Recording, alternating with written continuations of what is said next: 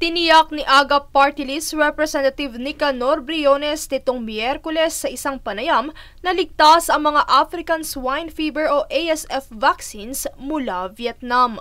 Napakaligtas nitong bakunang ito at siguraduhin lang niyo na malusugain yung baboy bago ninyo pabakunahan o bakunahan. Ay 100% guaranteed na magaling itong AVAC vaccine from Vietnam. Ang sagot na ito ay para sa mga hog farmer na nagdadalawang isip kung ito ba ay ligtas para sa kanilang mga alagang baboy.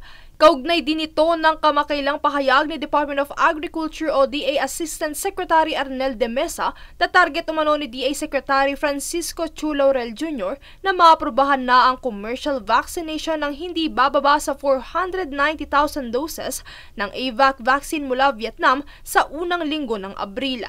Ayon kay Briones, ang aksyon na ito ng kagawaran ay dapat na magtuloy-tuloy dahil kinakailangan ng agarang solusyon at pag-agap na makapinsala pa ang ASF sa populasyon ng baboy sa bansa.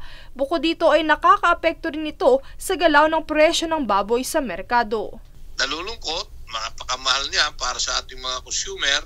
Gusto rin natin na may baba para mabilis ang pagbili nila at pagkonsumo ng lokal na baboy. Kaya't kanyang mungkahi na dapat ay magkaroon ng Manufacturer's Suggested Retail Price o MSRP sa mga imported na baboy.